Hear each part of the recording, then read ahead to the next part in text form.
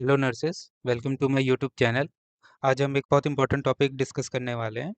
कभी कभी अगर आपने क्लिनिकल सेटिंग में काम किया होगा तो आपको पता होगा कुछ कुछ डिजीज कंडीशन एंड पेशेंट्स ऐसे होते हैं जहां पर आपको तुरंत इंटरवेंशन लेना होता है। अगर आपके पास डॉक्टर है भी नहीं तो भी आपको कुछ ना कुछ उसकी कंडीशन ऐसी रहती है, आपको एक नर्सिंग इंटरवेंशंस करने होते हैं ताकि पेशेंट की लाइफ बच सके। ठीक है, उन वैसे उनमें से ये एक कंडीशन है, कंजेस्टिव हार्ट फेलियर। तो आज हम इस डिजीज कंडीशन को डिटेल में देखते हैं और इससे रिलेटेड पिछले 5 से 10 सालों में एम्स वगैरह में जो भी क्वेश्चंस आए हैं उसको भी सॉल्व करेंगे। तो आइए हम इस टॉपिक को डिस्कस करते हैं। मैंने आपके सामने कंजेस्टिव कार्डियक फेलियर का डेफिनेशन लिखा है। It is a syndrome in which heart is unable to pump sufficient blood to meet the metabolic demands of the body. ठीक है, तो हमारे मायोकार्डियम में, पेशेंट के हार्ट के मायोकार्डियम में डिजीज़ के कारण, जैसे कोरोनरी आर्टरी डिजीज़ या एमआई से मायोकार्डियम डैमेज हो जाने के कारण पंपिंग जो एक्शन रहता है हार्ट का वो डिसफंक्शनल हो जाता है और हार्ट है वो sufficient amount of blood pump नहीं कर पाता है ताकि पूरे बॉडी के मेटाबॉलिक नीड्स को मीट किया जा सके। और अगर कर भी सकता है, आगे की डेफिनेशन में आप देखेंगे लिखा है, और मैंने लिखा है और कैन डू सो, और कर भी सकता है तो उसके लिए उसको एबनॉर्मली फीलिंग प्रेशर लगता है। मतलब एबनॉर्मल एफर्ट लगाना पड़ता है सेम फंक्शन करने के लिए जो नॉर्मल पर्सन के नॉर्मल हार्ट में करना पड़ता है, जिसके कारण क्या होता है, जो फॉरवर्ड फ्लो ऑफ ब्लड रहता है वो इम्पेयर हो जाता है और इसके कारण ब्लड का कंजेशन शुरू हो जाना पड़ता है, जिसको नॉर्मल में बताऊं, नॉर्मल लैंग्वेज में बैकअप भी बोलते हैं। मीन्स अगर ये ब्लड का चैम्बर है तो ब्लड का फ्लो जो रहता है वो इसके आगे नहीं जा पा रहा है, किसी भी जो वेंट्रिकल्स की, जो मायोकार्डियम के डैमेज हो जाने के कारण, इसके पंपिंग एक्शन के कारण जो ब्लड का वॉल्यूम आगे जाना चाहिए वो जा नहीं पा रहा है। सो यहाँ पर इसका पुल अप हो जा रहा है, यहाँ पर ब्लड जमा हो रहा है और होने के कारण प्रेशर पीछे पड़ रहा है, ब्लड का बैकअप हो रहा है और वहाँ पर कंजेशन हो रहा है, इसलिए इस डिजीज को कंजेस्टिव कार्डियक फेलियर बोलते हैं।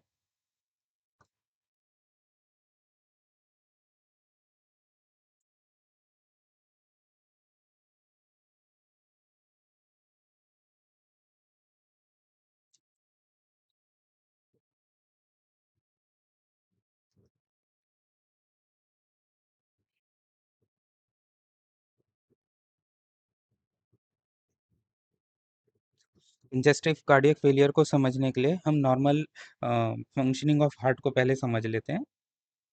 चलिए एक बार हम नॉर्मल सर्कुलेशन के बारे में रिमाइंड कर लेते हैं। मैंने आपके सामने हार्ट का डायग्राम एक पेस्ट किया है। सो ब्लड यहाँ हार्ट के अंदर थ्रू इंफीरियर वेना केवा और सुपीरियर वेना केवा के थ्रू राइट एट्रियम में आता है, राइट एट्रियम से पंप होके राइट वेंट्रिकल में, और राइट वेंट्रिकल से पल्मोनरी आर्टरीज के थ्रू लंग्स में जाता है।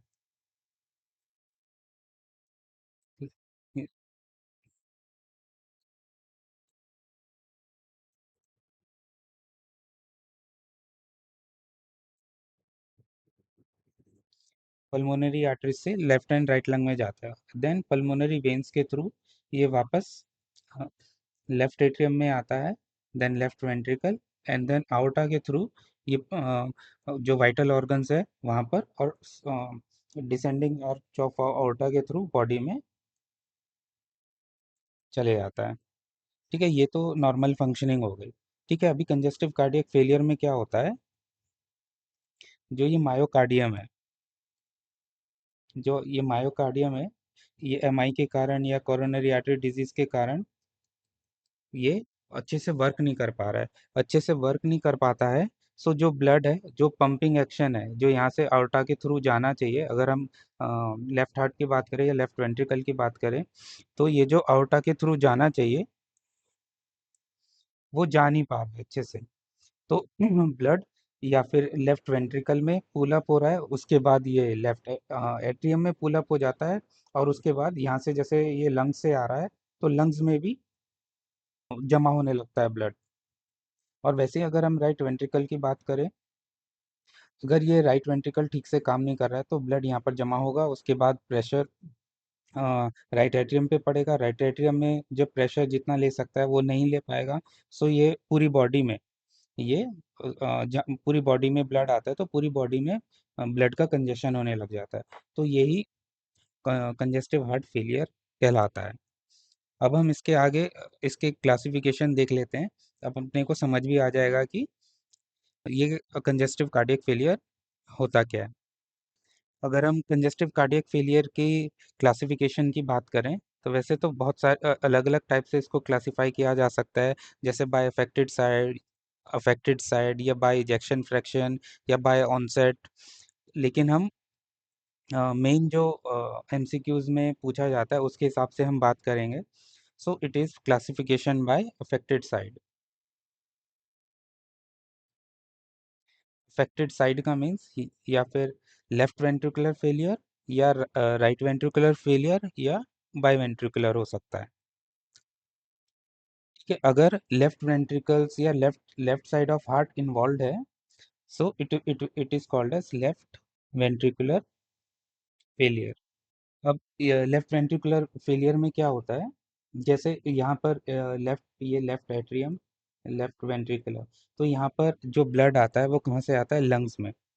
अगर ये यहाँ का लेफ्ट वेंट्रिकुलर फेलियर हुआ तो जो ब्लड है उसका जो कंजेशन होगा वो लंग्स पे होगा।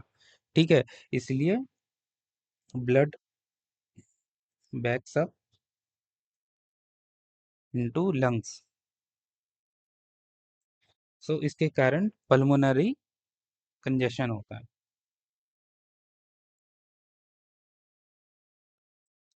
और वैसे ही यहाँ पर राइट वेंट्रिकुलर फेलियर, जैसे यहाँ पर ये राइट एट्रियम और राइट वेंट्रिकल है, तो यहाँ पर ब्लड कहाँ से आता है, सुपीरियर वेना केवा और इंफीरियर वेना केवा। अगर यहाँ पर ब्लड इस पेशेंट को अगर राइट वेंट्रिकुलर फेलियर है तो इसका ब्लड बैकअप होगा राइट एट्रियम में, और राइट एट्रियम से बैकअप होता है, ये कहाँ से आ रहा है, बॉडी से। तो बॉडी में बैकअप होता है। तो right backs up into systemic venous circulation, जिसके कारण उसको हम बोलते हैं पेरिफेरल कंजेशन। अब जो सिम्टम्स जो यहाँ पर जो रहते हैं, लेफ्ट वेंट्रिकुलर साइड के जो सिम्टम्स रहते हैं, जो लेफ्ट वेंट्रिकुलर साइड के सिम्टम्स रहते हैं वो पल्मोनरी सिम्टम्स रहते हैं। मतलब सिम्टम्स रिलेटेड टू लंग्स, जैसे डिज्निया, ऑर्थोपनिया। ऑर्थोपनिया मीन्स पेशेंट को सुपाइन पोजीशन में लेटने में प्रॉब्लम होती है। ऑर्थोपनिया के बाद आता है bibasilar crackles, then pink frothy sputum, then S3 gallop sound सुनाई देता है अगर ऑस्कल्टेशन करते हैं। SpO2 टेकिपनिया, ऐसे जो सिम्टम्स आते हैं वो सारे लंग्स से रिलेटेड होते हैं, क्योंकि जो ब्लड का बैकअप हो रहा है वो लंग्स में हो रहा है। और जो पेरिफेरल कंजेशन होता है इसमें जो सिम्टम्स होते हैं उसको हम पेरिफेरल सिम्टम्स बोल सकते हैं। तो पेरिफेरल सिम्टम्स में जैसे क्या क्या आता है, सबसे प्रोमिनेंट जो रहता है वो जगुलर वेनस डिस्टेंशन होता है। जगुलर वेन कहाँ से आती है, हमारे जो हेड का जो जितना भी वेनस फ्लो है वो सारा लेके आती है सुपीरियर वेना केवा में, इसलिए जगुलर वेनस डिस्टेंशन होता है। मोस्ट प्रॉब्ली 60 डिग्री, अगर हम पेशेंट को 60 डिग्री पोजीशन पे लेटाएंगे तो आप प्रोमिनेंटली जेवीडी उसका प्रोमिनेंट रहता है 5 to 6 सेंटीमीटर। देन क्योंकि ये बॉडी में बैकअप हो रहा है तो बॉडी में लीवर का ब्लड आता है थ्रू इंफीरियर वेना केवा। अगर लीवर में कंजेशन हुआ तो इट विल कॉज हिपेटोमेगैली। अगर एब्डोमेन में बैकअप हुआ तो उसको असाइटिस, पेशेंट को असाइटिस होगा। देन अगर पेरिफेरल जैसे आर्म्स एंड लेग्स में पिटिंग एडिमा देखने के लिए मिल सकता है, पेशेंट का वेट गेन होगा एंड नॉक्चूरिया होगा। सो दोनों जो left and right sided ventricular failure है, दोनों के सिम्टम्स एकदम डिफरेंट है। क्योंकि दोनों का कंजेशन जो पॉइंट है वो डिफरेंट है। ये हो गया लेफ्ट एंड राइट साइड का वेंट्रिकुलर फेलियर। पेशेंट को लेकिन बाई वेंट्रिकुलर फेलियर भी हो सकता है, उसके दोनों साइड ऑफ हार्ट भी फेल हो सकते हैं, उसको हम बाई वेंट्रिकुलर फेलियर बोलते हैं। इसमें left ventricular failure plus right ventricular failure दोनों होता है।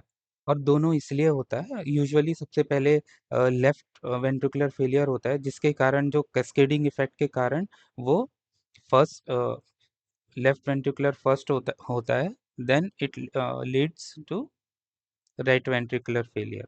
और ये क्रॉनिक कंडीशन होती है। यूजुअली पेशेंट स्टार्ट करेगा अपनी कंडीशन या फिर लेफ्ट साइडेड फेलियर है, राइट साइडेड फेलियर, लेकिन जैसे जैसे क्रॉनिक कंडीशन डेवलप होती रहती है, so it will lead to biventricular failure. चलिए हम सीसीएफ का पैथोफिजियोलॉजी थोड़ा देख लेते हैं। So everything start with heart failure begins. Heart failure अब वो बहुत सारी कंडीशंस के कारण हो जाता है, जैसे मैंने बताया MI, coronary artery disease, valvular disease, valve disorders. इसी कारण से हमारा मायोकार्डियम डैमेज होता है, तो वो अफेक्ट करता है हार्ट के पंपिंग एक्शन को, जिसके कारण कार्डियक आउटपुट में कमी आती है। ठीक है, कार्डियक आउटपुट में जैसे ही कमी आती है या बीपी में फॉल होता है, कार्डियक आउटपुट कम होना मीन्स बीपी में फॉल होता है, तो हमारे बॉडी के कॉम्पनसेटरी मैकेनिज्म्स एक्टिवेट हो जाते हैं। मैकेनिज्म्स एक्टिवेट हो जाते हैं। और ये कॉम्पनसेटरी मैकेनिज्म्स कैसे काम करते हैं, हम इसी के बारे में ये पूरी पैथोफिजियोलॉजी रहेगी। हमारी बॉडी में कार्डियक आउटपुट को टैकल करने के लिए चार कॉम्पनसेटरी मैकेनिज्म है। First one is SNS, sympathetic nervous system activate हो जाता है। ये एक्टिवेट कैसे होता है, जैसे ही बीपी ड्रॉप होता है तो हमारे बेरो रिसेप्टर्स इसको सेंस कर लेते हैं। बेरो रिसेप्टर सेंस कर लेते हैं, जिसके कारण हार्ट रेट इंक्रीज होता है, कॉन्ट्रैक्टिलिटी इंक्रीज होती है हार्ट की, और वेसोकॉन्स्ट्रिक्शन होता है। वेसोकॉन्स्ट्रिक्शन होता है जो फाइनली आफ्टर लोड को इंक्रीज करता है। सेकंड कॉम्पनसेटरी मैकेनिज्म होता है रेस सिस्टम। रेस सिस्टम का मतलब होता है रेनिन एंजियोटेंसिन एल्डोस्टेरॉन सिस्टम। तो जैसे यहाँ पर भी बीपी फॉल होता है, तो नेफ्रॉन्स में जस्ट्रा ग्लोमेरुलर सेल्स होते हैं जो इसको सेंस कर लेते हैं डिक्रीज बीपी को, और ये एक रेनिन एंजाइम सिक्रेट करते हैं जो पूरे इस एंजियोटेंसिन 1 को एंजियोटेंसिन 2 में चेंज करता है, और एंजियोटेंसिन 2 एल्डोस्टेरॉन को सिक्रेट करता है।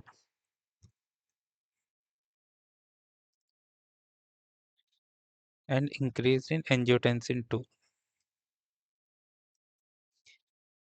तो इन दोनों एंजाइम्स के कारण क्या होता है, एक तो सोडियम रिटेंशन होता है हमारी बॉडी में, and second fluid retention. Fluid retention होता है। अब ये दोनों चीज मिलके हम प्रीलोड को इफेक्ट करते हैं।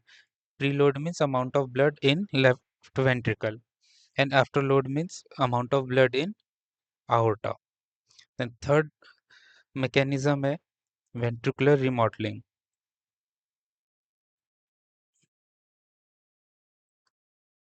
वेंट्रिकुलर रिमॉडलिंग में क्या होता है, दो मैकेनिज्म होते हैं। फर्स्ट होता है हाइपरट्रॉफी। हाइपरट्रॉफी क्या होता है, जैसे ही हार्ट में प्रेशर इंक्रीज होता है, तो जो मायोसाइट्स होते हैं वो अपना लेंथ इंक्रीज कर लेते हैं, नंबर नहीं लेंथ इंक्रीज कर लेते हैं, जिसके कारण थोड़ी देर के लिए कॉम्पनसेट करने के लिए जो पंपिंग एक्शन है वो अच्छा हो जाता है। और सेकंड है डायलेशन। जैसे प्रीलोड यहाँ पर इंक्रीज हो रहा है, उसको अकोमोडेट करने के लिए जो पूरा चैम्बर है लेफ्ट वेंट्रिकल का वही डायलेट हो जाता है।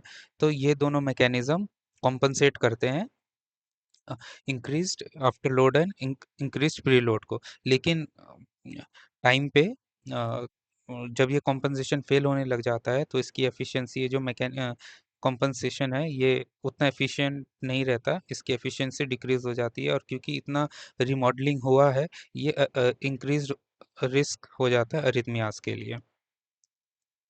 Then fourth compensatory mechanism is natriuretic peptide. ये एक टाइप के स्पेसिफाइड एंजाइम्स होते हैं जो सिक्रीट होते हैं हमारे कार्डियक से, कार्डियक मायोसाइट से सिक्रीट कर होते हैं ये। और ये कब सिक्रीट होते हैं? जब ओवर वर्क होता है या ओवर स्ट्रेचिंग होती है। अब ये कार्डियक मायोसाइट्स सिक्रीट करते हैं ANP and BNP, atrial natriuretic peptide peptide and beta B type natriuretic peptide. ये प्रमोट करते हैं डायूरेसिस को। ये डायूरेसिस इसका आरएसएस सिस्टम का जस्ट अगेंस्ट है। ठीक है, अगर ये फ्लूइड रिटेंशन करता है तो एएनपी बीएनपी डायूरेसिस को कॉज करते हैं। लेकिन जो आरएस सिस्टम है ये काफ़ी डोमिनेंट रहता है, तो अल्टीमेटली ये भी फेल हो जाता है, इवेंचुअली फेल्स। ये आरएसएस सिस्टम या रेस सिस्टम के सामने इसका कोई ऐसा कोई ज़्यादा फायदा होता नहीं है। Then finally increase preload and afterload के कारण अगर ये जो मैकेनिज्म है, ये कॉम्पनसेटरी मैकेनिज्म, ये भी ओवरलोड हो जाते हैं। सो ये कॉम्पनसेट नहीं कर पाते increase preload and increased afterload को, so that will lead to decreased in stroke volume that ultimately cause further cardiac output तो कम हो जाता है। और ये साइकिल बार बार चलती रहती है और जब तक कार्डियक आउटपुट एकदम विशियसली कम नहीं हो जाता, तो इसको हम लास्ट स्टेज को हम बोलते हैं डिकॉम्पनसेटेड हार्ट फेलियर। मीन्स अब इसके आगे कॉम्पनसेशन हो नहीं पाता, तो उसका टर्म है डिकॉम्पनसेटेड हार्ट फेलियर। तो चलिए हम एमसीक्यू सॉल्व कर लेते हैं कंजेस्टिव कार्डियक फेलियर के, जो भी हमने पढ़ा उससे related. 68-year-old male with acute decompensated left sided heart failure, left sided है, is admitted. He is dyspneic at rest. SpO2 is 88% on room air and he reports sudden awakening at night with severe breathlessness. ये sudden awakening of at night with severe breathlessness का एक term है जिसको हम PND बोलते हैं, paroxysmal nocturnal dyspnea. Which assessment finding is the nurse's biggest priority? ठीक है, first is bilateral pitting edema in both lower extremities. B is crackles at bilateral lung bases with frothy pink sputum. C is distended jugular vein at 45 degree head elevation and D is weight gain of 2 kg over 48 hours. तो जैसे मैंने आपको बताया था CCF के, क्योंकि ये left and right side में होता है, लेफ्ट एंड राइट। सो अगर लेफ्ट साइडेड हार्ट फेलियर है तो पल्मोनरी सिम्टम्स दिखेंगे, और राइट साइडेड फेलियर है तो सिस्टमिक सिम्टम्स दिखेंगे। इसमें पल्मोनरी सिम्टम्स दिखते हैं एंड इसमें सिस्टमिक सिम्टम्स दिखते हैं, क्योंकि ये उन पल्मोनरी सर्कुलेशन को इफेक्ट करता है, ये सिस्टमिक सर्कुलेशन को इफेक्ट करता है। ठीक है, तो इनमें से देख लेते हैं पल्मोनरी सिम्टम कौन कौन से। Bilateral pitting edema in lower extremities, ये सिस्टमिक सिम्टम है। Crackles at bilateral lung bases with frothy pink sputum, ये पल्मोनरी से क्योंकि ये जो क्रैकल्स हैं वो चेस्ट में ऑस्कल्टेट करके पता चलते हैं एंड बायलेटरल लंग बेसिस में है crackles with frothy pink sputum. अच्छा, ये फ्रॉथी पिंक स्पूटम है, ये बहुत ही सीरियस सीरियस कंडीशन है, CCF का एक सीरियस कॉम्प्लिकेशन है जिसको हम बोलते हैं पल्मोनरी एडिमा। ठीक है, इसका मैं अगर आपको मैकेनिज्म समझाऊं, देखिए ये एल्वेलाई है और ये हमारे ब्लड वेसल या आर्टीरियल है, जो ठीक है लंग्स में ब्लड गैसेस एक्सचेंज में काम आती है। सो क्या होता है यहाँ पर, ये ब्लड है, ये आरबीसीज है। ठीक है, तो इसमें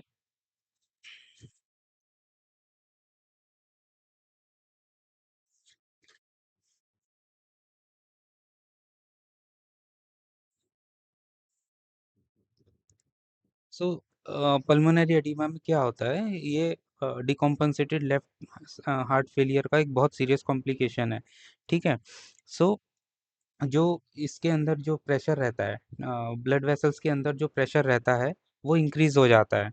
तो सीसीएफ में क्या होता है, जो ब्लड वेसल्स का, जो पल्मोनरी वेसल्स है, उनका जो प्रेशर है उनमें बहुत ज़्यादा बढ़ जाता है। Approximately 18 to 20 mm of Hg तक चले जाता है ये।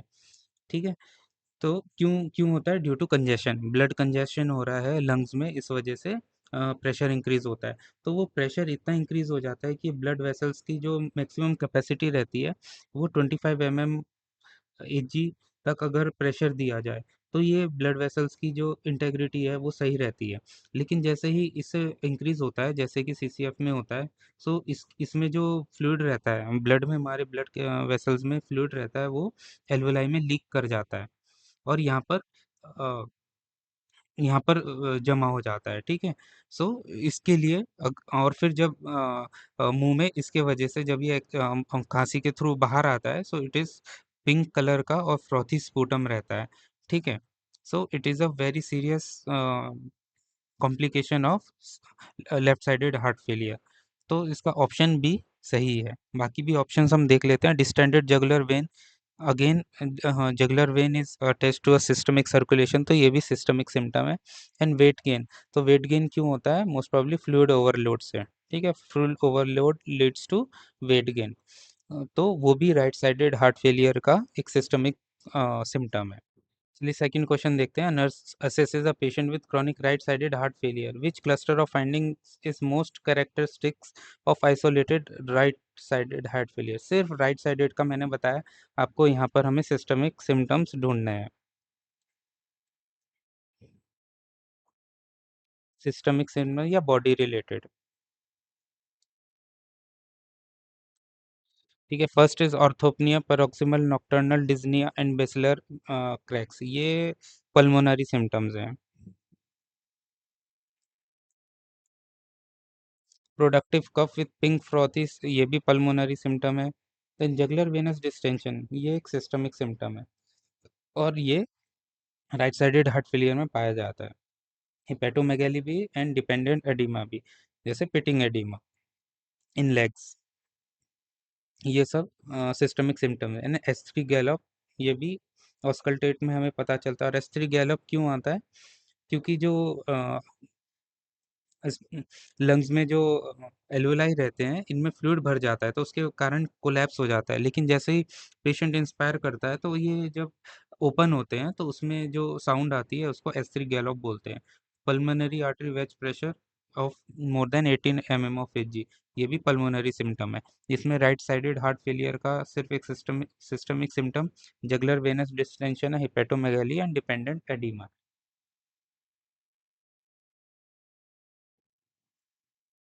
थर्ड क्वेश्चन देख लेते हैं।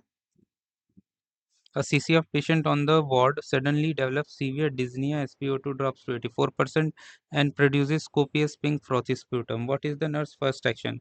जैसे मैंने बताया, ये बहुत ही सीरियस कंडीशन है जिसको हम पल्मोनरी एडिमा बोलते हैं और इसका मैंने आपको रीज़न भी समझाया। So what is the nurse first action? So administer prescribe furosemide immediately, place the patient in high Fowler position and apply oxygen. C is call physician and wait further orders and obtain a 12 lead ECG।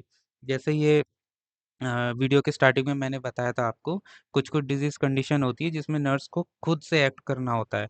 ठीक है। तो heavy फुरोसेमाइड अगर अपन ये भी initial nursing action है, लेकिन यहाँ पर ड्रग्स दिए हैं, अगर हम ये लेके भी चलें कि फिजिशियन जब तक ऑर्डर नहीं करता तब तक नहीं करना है, तो सेकंड ऑप्शन है place the patient in high Fowler's position and apply oxygen. ये हमारा फर्स्ट एक्शन, सबसे प्रायोरिटी एक्शन होना चाहिए। ईसीजी या वाइटल्स लेने से भी पहले हमें पहले पेशेंट को फाउलर्स पोजीशन देना है और ऑक्सीजन लेना है, ऑक्सीजन उसको लगाना है। ठीक है। उसके बाद हमें फिजिशियन को कॉल करना है एंड furosemide देना है, एंड देन हम ईसीजीज और अदर वाइटल्स ले सकते हैं।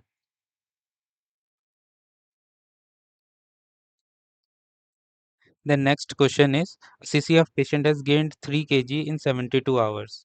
ये वेट गेन की बात हो रही है और वेट गेन का मेन रीजन होता है यहाँ पर फ्लूइड रिटेंशन। फ्लूइड रिटेंशन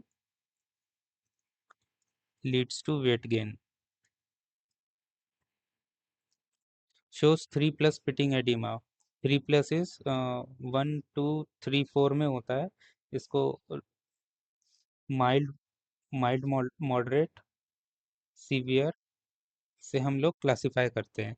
जेवीडी है 60 degrees and urine output of 20 ml/h। Which nursing diagnosis is the priority? Nursing diagnosis impaired skin integrity, यहाँ पर उसका कोई काम नहीं है।